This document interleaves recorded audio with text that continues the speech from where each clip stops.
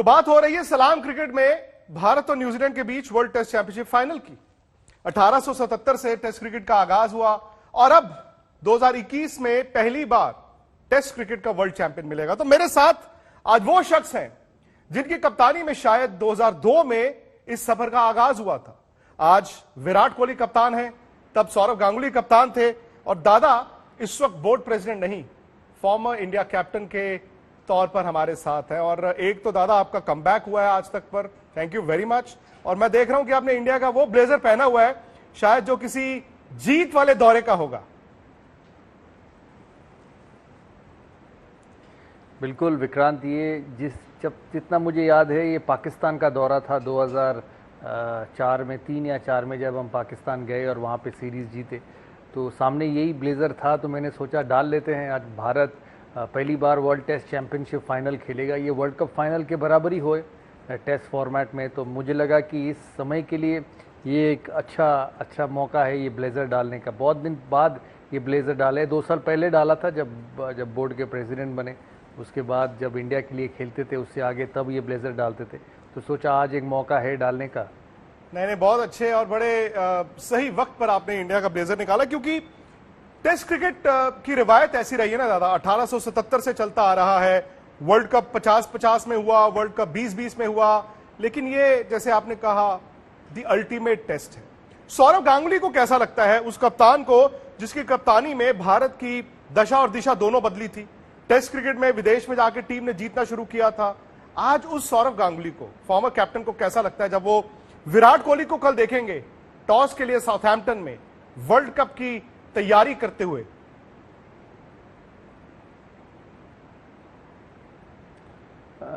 बिल्कुल विक्रांत, ये एक बहुत बड़ा मोमेंट है किसी भी खिलाड़ी के लिए, क्योंकि एक तो पहली बार ये टेस्ट क्रिकेट का फाइनल हो रहा है और दूसरा ये टेस्ट क्रिकेट का फाइनल हो रहा है। जो हम सब मानते हैं कि जो क्रिकेट खेले हैं इतने समय तक, कि टेस्ट क्रिकेट ऐसा मौका है जो किसी भी खिलाड़ी के लिए सबसे बड़ा और सबसे हाईएस्ट पॉइंट है करियर में। और मैं समझता हूँ कि विराट कोहली बहुत खुश होंगे, बहुत प्राउड होंगे कि भारत को पहली बार वर्ल्ड टेस्ट चैंपियनशिप में वो कप्तानी करेंगे। ये टीम बहुत अच्छा क्रिकेट खेला है पिछले 2 साल से, जिसकी वजह से आज वो टेस्ट क्रिकेट फाइनल पे पहुंचा है। स्पेशली ऑस्ट्रेलिया का दौरा, जहां पे उन्होंने वो सीरीज़ जीता 2-1, पहले टेस्ट मैच हारने के बाद मेलबर्न और ब्रिस्बेन में टेस्ट मैचेस जीत के वो सीरीज़ जीते। बेशक विराट कोहली उस समय इस टीम के साथ नहीं थे, बट जीत ही होता है। और मैं समझता हूँ ये टीम जब उतरेगी साउथहैम्पटन में रोज़ बोल में, एक अलग सा कॉन्फिडेंस लेके उतरेगा कि एक बड़ा मौका, बड़ा प्लेटफॉर्म, और पहली बार भारत का नाम रहेगा इस टेस्ट क्रिकेट के वर्ल्ड टेस्ट चैंपियनशिप फाइनल में। और दादा ये भी देखें कि 3 फॉर्मेट्स जो आईसीसी के होते हैं वो भारत जीत चुका है। बस चौथा फॉर्मेट का आगाज है। और जैसे 2007 में भारत ने T20 के आगाज में ही वो ट्रॉफी जीत ली थी, हो ना हो ये ट्रॉफी भी भारत ही आ रही हो।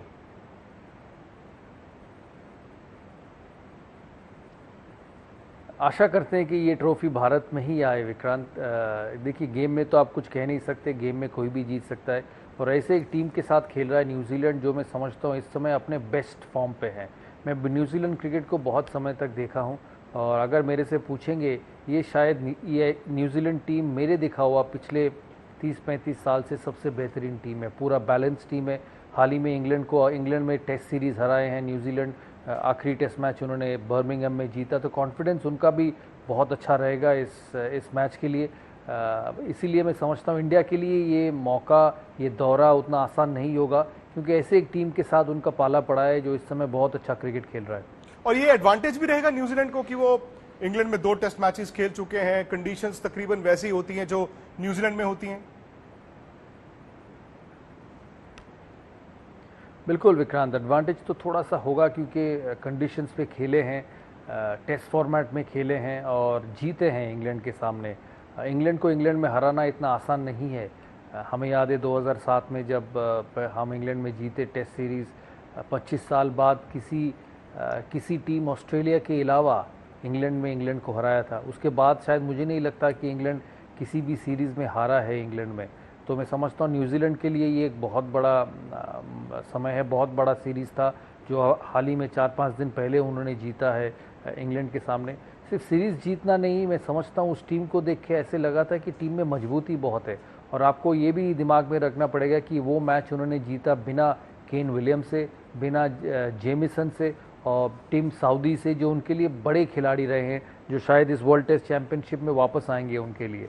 तो मैं समझता हूँ इसीलिए वो जीत और भी सेटिस्फाइंग और भी जिसे कहते हैं ना worth it's value in gold, वो है उनके लिए। क्योंकि यंग खिलाड़ी जो इससे पहले टेस्ट क्रिकेट खेले नहीं थे, bowling attack, Adam mills, Trent Boult वापस आए, वैगनर, यंग बल्लेबाज जो उस मैच में रन बनाए, उन सबको एक बहुत बड़ा कॉन्फिडेंस मिलेगा।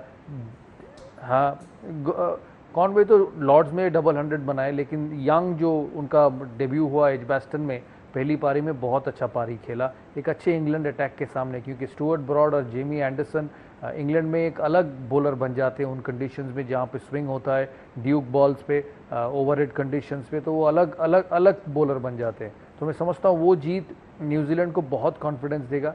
लेकिन दोनों टीमों को याद रखना पड़ेगा कि जब साउथहैम्पटन एजिस बोल में टेस्ट मैच शुरू होगा, दोनों टीम एक ही प्लेटफॉर्म में शुरू करेंगे। आप कह सकते हैं कि हाँ, इंडिया सीधा आईपीएल के बाद इंग्लैंड गया है, वार्म अप मैचेस उन्होंने खेला नहीं है, अपने बीच में वार्म अप मैचेस खेले हैं, उनके लिए ये पहला टेस्ट होगा, तो थोड़ा सा टाइम लग ही जाता है सेटल होने में, बट एक बहुत अच्छा मुकाबला होगा और दोनों टीमें बहुत भारी है। 1987 के बाद से अब तक जितने आईसीसी टूर्नामेंट्स हुए हैं, भारत और न्यूजीलैंड का मैच, न्यूजीलैंड सिर्फ एक बार भारत से हारा है, बाकी सब जीता है। याद है आपको वो मैच?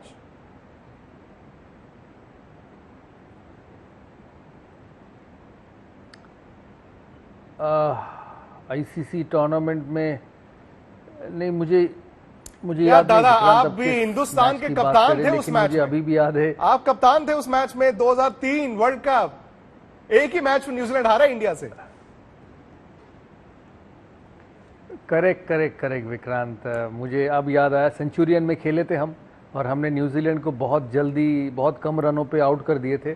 स्टीफन फ्लेमिंग की कप्तानी में, शेन बॉन्ड उनका तेज गेंदबाज था। इतने मैचेस हुए हैं, तो जैसा आपने कहा कि मुझे पहला चीज़ क्या याद है पता, कि वो चैंपियंस ट्रॉफी फाइनल 2000 में जहां पे मैंने शतक लगाया था और न्यूजीलैंड 50 रन पे 5 विकेट गिर चुके थे उनकी, और क्रिस केन्स ऐसी इनिंग खेल गए, मैं भी था तो वहां वो पर। मुझे याद आया कि यार विक्रांत, हाँ,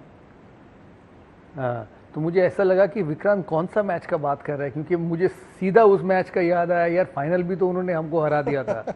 बट देखिए, हर मैच नया मैच होता है, हर मैच नया मैच होता है, और हिस्ट्री, मैं समझता हूँ थोड़ा सा हिस्ट्री को आपको जानना चाहिए। लेकिन कल नया दिन होगा, अगला 6 दिन नए दिन होंगे भारत के लिए, और कुछ भी हो सकता है। न्यूजीलैंड बहुत कंसिस्टेंट टीम है, 2015 वर्ल्ड कप फाइनल खेला है, 2019 वर्ल्ड कप फाइनल खेला है इंग्लैंड में, जहां हम सब थे, आप भी थे, मैं भी था, और एक क्या रोमांचक मैच हुआ लॉर्ड्स में, जहां पे आखिरी ओवर तक पता नहीं था कि कौन ये मैच जीतेगा।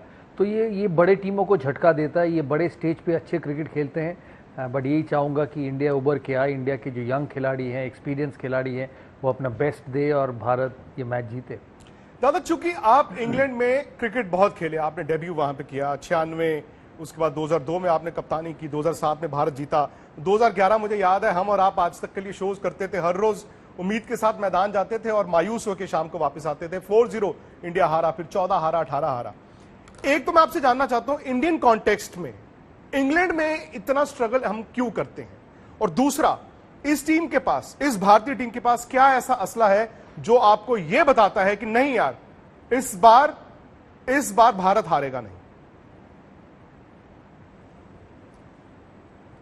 देखिए, मैं आपके साथ सहमत हूँ। पिछले 2007 के बाद पिछले तीनों टूर भारत उतना अच्छा क्रिकेट खेला नहीं है, बहुत लंबे फैसले से टेस्ट मैचेस हारे हैं, सीरीज़ हारे हैं। और मैं नेगेटिव नहीं बनना चाहता, मैं चाहता हूँ कि वो सब भूल के भारत ये मैच बहुत अच्छी तरह खेले। उसके बाद 5 टेस्ट है इंग्लैंड में, जो बहुत बेहतरीन क्रिकेट होगी। भारत के लिए जो परेशानी रही है बल्लेबाजी, रन बनाने पड़ेंगे। 2007 में जब हम टेस्ट सीरीज़ जीते, आप देखना, अब हमने ट्रेंट ब्रिज में 450 रन बनाए, हमने ओवल में 600 रन बनाए इंग्लैंड के सामने। और जब आप बड़े स्कोर बनाओगे तो फिर दूसरी टीम के ऊपर दबाव होता है, फिर आपकी गेंदबाजी में जान आता है, और गेंदबाजी को एक टोटल मिलता है जिसको वो डिफेंड कर पाए। तो मैं समझता हूँ भारत के लिए पिछला भूल जाना चाहिए कि हमने स्कोर नहीं बनाए, हम बड़े स्कोर नहीं बनाए। याद होगा हम और आप बर्मिंघम में थे, लास्ट ओवर पे 2018 शायद, जहाँ पे भारत को 190 रन बनाना था आखिरी दिन बर्मिंघम में, और भारत बना नहीं पाए। हम दोनों को ऐसा लगा था कि भारत हंसते हंसते वो मैच जीतेगा, लेकिन हम कर नहीं पाए। तो भारत को बल्लेबाजी अच्छी करनी पड़ेगी। देखिए, ये कंडीशंस अलग है, ये कंडीशंस भारत से अलग है, ये कंडीशंस ऑस्ट्रेलिया से अलग है, क्योंकि यहाँ पे पूरा दिन ड्यूक्स बॉल स्विंग होगा, सीम होगा। जब धूप निकलेगी एक इंच भी बॉल नहीं हिलेगा। लेकिन जैसे ओवरकास्ट कंडीशंस आएंगे, आप देखना जिमी एंडरसन और स्टुअर्ट ब्रॉड कितने डेंजरस हो जाते हैं इस सीरीज़ में। हाल ही तो वो पहले कायली जेमिसन या टीम साउदी या एडम मिल्स को झेलेंगे भारतीय बल्लेबाज। लेकिन पूरे श्रृंखला में मैं सिर्फ ये मैच नहीं देख रहा हूँ, वर्ल्ड टेस्ट चैंपियनशिप, उसके बाद 5 टेस्ट, मतलब 6 टेस्ट भारत खेलेगा अगले 4 महीने में। वहाँ पे बल्लेबाजी अच्छा होना बहुत ज़रूरी है, रन बनाना बहुत ज़रूरी है। आप पहली पारी में 350-400 रन बनाएंगे, तभी टेस्ट मैच में रहेंगे, तभी टेस्ट मैच आपको जीतने का मौका आएगा। तो मैं समझता हूँ बल्लेबाजी भारत के लिए बहुत क्रूशियल होगा इन कंडीशंस में। दादा, इतने साल से मैं आपके साथ इतने शोज किए हैं, वो एक दूसरे की शायद मन की बात भी छीन लेते हैं। अगला सवाल मेरा यही था, क्या वर्ल्ड टेस्ट चैंपियनशिप 350-450 रनों में जीती जा सकती है? ए, और बी, अब जाहिर तौर पर आपने क्योंकि वो कह ही दिया है, भारत की बल्लेबाजी, क्योंकि शुभमन गिल, रोहित शर्मा ये टेस्ट क्रिकेट में इंग्लैंड में पहली बार खेलेंगे। हालांकि इंग्लैंड में रोहित ने वनडे क्रिकेट में बड़े रन बनाए हैं, शुभमन गिल ने अंडर 19 और इंडिया ए के साथ भी दौरे किए हैं। ये सलामी जोड़ी पर कितना कुछ निर्भर करता है, क्योंकि विराट ने जो 2018 के बाद एक बात की थी, उन्होंने कहा कि 2018 में और 14 में फर्क ये था कि 18 में मैं अपनी ईगो को अपने कमरे में छोड़कर आ गया। इंग्लैंड में आप डोमिनेट नहीं कर सकते हो, इंग्लैंड में आपको वक्त चाहिए होता है। तो एक, चूंकि आपका रिकॉर्ड बड़ा अच्छा है, दूसरा मैं ये सलामी जोड़ी के लिहाज से आपसे जानना चाहता हूं, कितना इंपॉर्टेंट हो जाता है और कितना मुश्किल या आसान इनके लिए होगा? देखिए, जब इंडिया के बाहर आप जाते हो ओवरसीज कंडीशंस में, ओपनिंग एक बहुत बड़ा मुद्दा है। हमारे समय जब हम 2000 में इंग्लैंड में अच्छा खेले, ऑस्ट्रेलिया में अच्छा खेले, पाकिस्तान में अच्छा खेले, हर देश में जाके अच्छा खेले, तो सहवाग की बल्लेबाजी बहुत बहुत क्रूशियल था हमारे लिए। आकाश चोपड़ा कुछ समय भारत के लिए खेला उस समय मेरी कप्तानी में, तो उनकी बल्लेबाजी भी बहुत बहुत महम हुआ था भारत के लिए, क्योंकि वो नए बॉल खेलते थे, नए बॉल को पुराना करते थे। याद रखना पड़ेगा कि अगर हमेशा आपके 4 नंबर या 5 नंबर 30 पे 2 या 35 पे 3 पे विकेट पे आए, तो उस टीम के लिए बहुत मुश्किल हो जाता है। तो मैं समझता हूँ रोहित शर्मा और शुभमन गिल के लिए ये मौका बहुत क्रूशियल है। सिर्फ वर्ल्ड टेस्ट चैंपियनशिप फाइनल नहीं, अगला 5 टेस्ट मैच, अगर वो नए बॉल अच्छे खेलते हैं, नए बॉल पे अपने विकेट संभालते हैं, सिर्फ रन बनाना नहीं, 15-20 ओवर भी गुजारना बहुत बहुत क्रूशियल होता है ओवरसीज़ कंडीशंस में। और अगर वो कर सकते हैं तो फिर नीचे जो आएंगे चेतेश्वर पुजारा, विराट कोहली, अजिंक्य रहाणे और जो हमारे इस समय सबसे बेहतरीन खिलाड़ी हैं ऋषभ पंत, उनके लिए मौका अच्छा बन जाएगा। इसीलिए कहते हैं ना कि opening is very crucial in overseas conditions, और भारत को इस चीज़ पे ध्यान देना पड़ेगा। मुझे पता है विराट कोहली, रवि शास्त्री, ये सब इस पे ही जो चर्चा करेंगे और इस पे ही जोर लगाएंगे कि नए बॉल अच्छी तरह से खेलना है। मैं समझता हूँ गेम बदल चुका है पिछले 15-20 सालों में। स्कोर्स जल्दी बनने लगे हैं, क्योंकि बैट्समैन शॉट्स खेलते हैं, उतने समय नहीं लेते हैं रन बनाने के लिए। लेकिन फिर भी जो हमारे 2 ओपनर्स हैं शुभमन गिल और रोहित शर्मा, उनको इस चीज़ पे ध्यान देना पड़ेगा कि किसी भी तरह उस नए बॉल को पुराना करें। ये नहीं कि इंग्लैंड में पुराना बॉल भी स्विंग नहीं होगा। ड्यूक्स बॉल बहुत लंबे समय तक सख्त रहता है, शाइन भी बना रहता है, क्योंकि ग्राउंड्स इतने अच्छे हैं इंग्लैंड में। तो कायली जेमिसन हो, टिम साउदी हो और ट्रेंट बोल्ट हो, जो बेसिकली स्विंग बॉलर्स हैं, वो स्विंग कराएंगे इस कंडीशंस में। तो मैं समझता हूँ कि नया गेंद बल्लेबाजी, सलामी जोड़ी बहुत क्रूशियल होगा भारत के लिए। और ऋषभ पंत को तो आप हमेशा से बड़ा बैक करते हैं, लेकिन आपने बातों बातों में भारत का बैटिंग ऑर्डर भी बता दिया, यानी कि 5 बल्लेबाज और 1 विकेट कीपर, 5 गेंदबाज जाहिर तौर पर खेलेंगे। लेकिन दादा, वहां बरसात, अब कल जो मैच का पहला दिन है, बड़ी हैवी रेन वहां पर भी फोरकास्ट है। साउथहैम्पटन में आमतौर पर हमने देखा विकेट थोड़ा फ्लैटिश होता है, मतलब ऐसा नहीं है कि जिस पे घास दिया जाए, गेंद इतना सीम नहीं करता। लेकिन अगर बरसात हो जाए, ओवरकास्ट कंडीशंस हो जाए जिसमें स्विंग होगा, तो भारत की गेंदबाजी को आप कैसे देखते हैं वर्सेस न्यूजीलैंड की गेंदबाजी? ये भारत की गेंदबाजी तो बहुत अच्छा है। जिस टीम में जसप्रीत बुमराह, मोहम्मद शमी ईशांत शर्मा, मोहम्मद सिराज जैसे गेंदबाज हो, वो किसी भी बल्लेबाज को दबाव में डालेगा। गेंदबाजी इसीलिए मैं समझता हूँ भारत के पास वो अटैक है, 2 स्पिनर हैं जडेजा और अश्विन, जो 20 विकेट ले सकते हैं इस टेस्ट में। और इसीलिए मैं समझता हूँ रन बनाना बहुत ज़रूरी होगा भारत के लिए। 350-400 पहले पारी में बनाना बहुत ज़रूरी है। ओवरहेड कंडीशंस तो इंग्लैंड में घंटों घंटों में बदलता है। मैं भी सुना हूँ कि पहला दिन उतना फोरकास्ट अच्छा नहीं है, बारिश होगा। बारिश से पूरा गेम बदलता है, टॉस भी क्रूशियल हो जाता है। तो कभी कभी इस स्थिति में आपको वो टफ डिसीजंस लेने पड़ते हैं कि ठीक है, ओवरहेड कंडीशंस अच्छा है, ओवरहेड कंडीशंस में स्विंग होगा, सीम होगा, फिर भी बल्लेबाजी कर ले। प्रेशर पहले झेल ले या प्रेशर 5वें दिन 4थे दिन में प्रेशर झेले। तो मैं समझता हूँ ये क्रूशियल डिसीजन होगा विराट कोहली के लिए। लेकिन उनको दिल से आगे बढ़ना चाहिए, कॉन्फिडेंस से आगे बढ़ना चाहिए और ज़्यादा सोचना नहीं, क्योंकि अगर सीम भी हुआ, पहला 1.5-2 घंटा निकल गया तो फिर उसके बाद रन बनाना भी उनके लिए आसान हो जाएगा। तो मैं समझता हूँ ओवरहेड कंडीशंस का ख्याल रखना बहुत ज़रूरी होगा। लेकिन इस माइंडसेट पे जाना ज़रूरी है कि इंग्लैंड में स्विंग होंगे और आपको स्विंग और सीम को मुकाबला करना है। दादा, आपने जो अभी बात की, मुझे अचानक से जो मैं इस प्रोग्राम के शुरू में करना चाहता था शायद अब करूंगा, हेडिंगले 2002 का वो मैच याद आ गया। और अगर आप देखें, कहते हैं ना कि इंडियन क्रिकेट की जो भले 2001 का वो Kolkata test match test cricket के लिहाज से, बट विदेश में जाकर शायद वो इंग्लैंड का 2002 का दौरा, सौरव गांगुली कप्तान, हेडिंगले का वो टेस्ट मैच, इंडिया एक टेस्ट मैच हार चुका था लॉर्ड्स में, और हेडिंगले उस जमाने में तेज गेंदबाजों के लिए मतलब ये गिना जाता था कि वो आराम से नींद में भी बॉल डाल सकते हैं। हरा wicket, overcast condition, Sourav Ganguly, Sachin Tendulkar, Rahul Dravid, Laxman decide करते हैं कि हम झेल लेंगे, हम टॉस जीत के पहले बैटिंग ही करेंगे। भारत 600 से 8 रन बनाता, आपका भी 100 था, सचिन का भी, राहुल का भी। और वहां से न सिर्फ वो टेस्ट मैच इंडिया ने जीता, लेकिन वही बात है ना, 19 साल का चक्र ऐसा चला कि आज हम वहां पहुंच गए जहां वर्ल्ड टेस्ट चैंपियनशिप का फाइनल खेल रहे हैं। उस वक्त की कुछ यादें हो आपकी, कैसे टीम ने क्या सोचा था यार अब विदेश में जीतना है? विदेश में जीतना कभी आसान नहीं होता था। देखिए, जैसे मैंने पिछली बार कहा कि प्रेशर आपको झेलना है, आप पहले झेलो या बाद में झेलो। तो मैं समझता हूं कि वहां पे टॉस जीत के बल्लेबाजी का 2 कारण था। एक तो पहले हमारे टीम में 2 स्पिनर्स थे, अनिल कुंबले और हरभजन सिंह, और आप यही चाहते थे कि चौथे या 5वें दिन इंग्लैंड बल्लेबाजी करे, जिससे कि हमारे स्पिनर्स गेम में आए। तो प्रेशर हमें पहले ही सॉर्ट आउट करना था।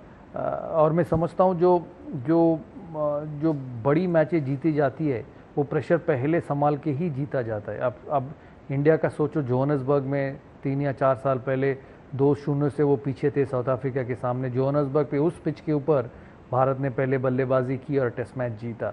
मेरे एक्सपीरियंस से हमेशा कहता है कि आप अगर आपके स्टैटिस्टिक्स उठा के देख लेंगे, आप ओवरसीज़ कंडीशंस में जितने समय पहले बल्लेबाजी किए हैं उतने समय आपने मैचेस ज़्यादा जीते हैं। और मैं इसको मानता हूं, क्योंकि फिर प्रेशर बाद में बहुत बन जाता है किसी भी टीम के लिए। तो भारत को इस चीज़ पे ध्यान देना पड़ेगा, बोल्ड डिसीजंस लेने पड़ेंगे। आप देखे होंगे स्टीव वॉ या मार्क टेलर के समय, जब ऑस्ट्रेलिया इतनी बेहतरीन टीम थी, बहुत कम समय ऐसे होंगे कि उनके कप्तानों ने टॉस जीता और फील्डिंग की है। बिल्कुल विकेट एकदम हरा हो, एकदम डैम्प हो, जिससे कि आपको लगता है कि 2 घंटा 3 घंटा तक सीम होने वाला है, स्विंग होने वाला है। अब उस स्थिति पे आप पहले गेंदबाजी कर सकते हैं।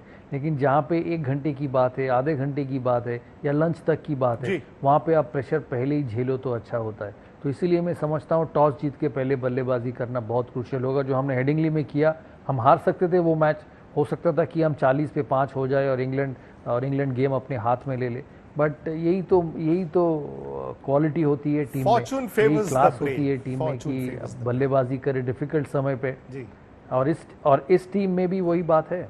सही बात है, और वो हमने देखा है पिछले 6-8 महीने। 6-8 महीने क्या, ये एक लंबा साइकिल है। 6-8 महीने तो यादें बड़ी रवा है। दादा, बहुत बहुत शुक्रिया आपका, क्योंकि सलाम क्रिकेट का आगाज हुआ था 2013 में, और सौरव गांगुली के बिना सलाम क्रिकेट हमेशा अधूरा रहता था। बड़े देर बाद आज तक पर आप आए हैं, और बड़ी खुशी है मुझे इस बात की कि न सिर्फ एक बोर्ड प्रेसिडेंट के तौर पर, बल्कि फॉर्मर इंडिया कैप्टन के तौर पर भी इंडियन क्रिकेट के लिए इस मैच की अहमियत से आप इनकार नहीं कर सकते। बहुत बहुत शुक्रिया आपका दादा। Thank you Vikrant, thank you. तो चलिए, आपको आज तक पर इस वर्ल्ड टेस्ट चैंपियनशिप की कवरेज मिलती रहेगी। साथ ही साथ हमारे YouTube और Facebook चैनल स्पोर्ट्स तक पर भी आपको सब्सक्राइब करना है और जुड़े रहना है हमारे साथ सौरभ गांगुली का बहुत बहुत शुक्रिया। আজ তাক বাংলা, জানুন সব খবর সবার আগে। সাবস্ক্রাইব করুন আজ তাক বাংলা, বেল আইকন প্রেস করতে ভুলবেন না।